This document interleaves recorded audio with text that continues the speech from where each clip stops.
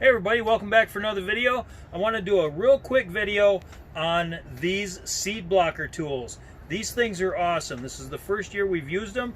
I've made a bunch of seed blocks. I'll show you that in a little bit, but I want to go through the process of how these work and why they're so beneficial.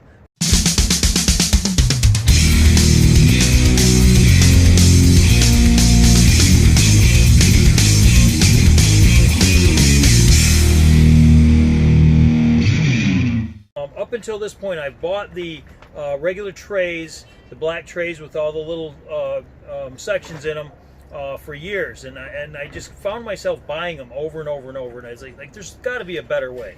So I got these seed blockers. Now, what they do is you end up making a little cube of seed of seed, and then there's a little bump in there for the seeds to go in there. I'll show you that in a little bit.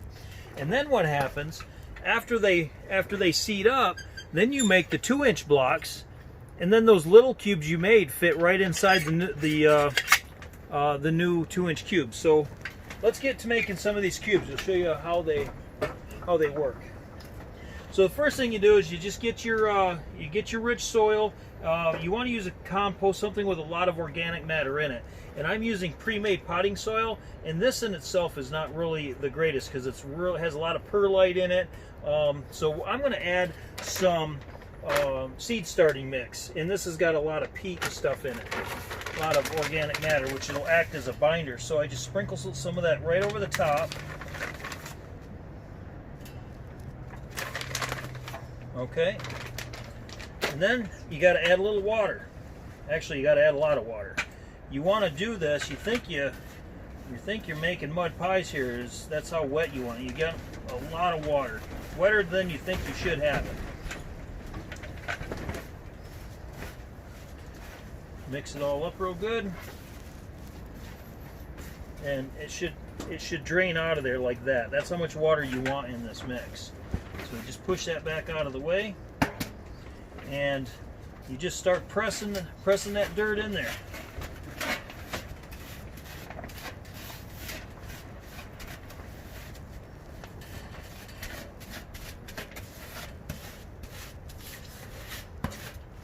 And press that in there real hard.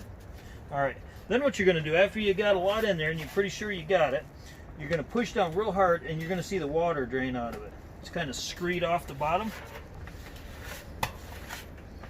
And then because I'm using a barrel,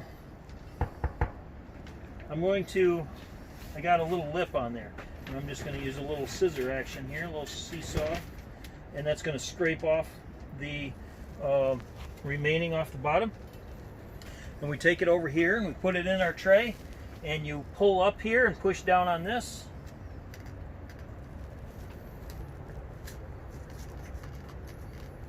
Give it a couple of little extra pulls there so it drops it out of there, and there you go. There's your seed cut, your seed blocks. Each one of those has that little divot in there. Then what you do from there is you go on over to your seed tray, and you put 1 or 2 seeds, depending on what you're planting, in every single little divot. And then you can go back around, push them down in with this, or you could take a light mixture, a little light dry mixture, and sprinkle over the top. But our preferred method is just to push them down and then roll them over there and then seal them up.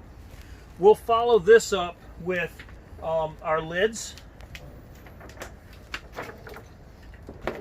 and give that a microclimate. And depending on your climate, what we're going to do, depending on how weather is, because we are not even into April yet, we're still into March. And we could get some cold temperatures, so we might throw an extra little bitty hoop house over the top of this in the core of the greenhouse to keep a nice warm microclimate right in the center of this thing. So anyway, that's how you make those seed blocks, and I'll leave a link in the description below as to exactly the ones I got. But right there you can see it says it's real system Ladbrooke on there. So I'll leave a link in the description below as to where you could get these. So thanks a lot for watching. Hey, if you like this type of stuff, don't forget to like, subscribe, and give us the old dirty thumbs up, or the green thumb. All right, thanks a lot for watching. We'll see you on the next video.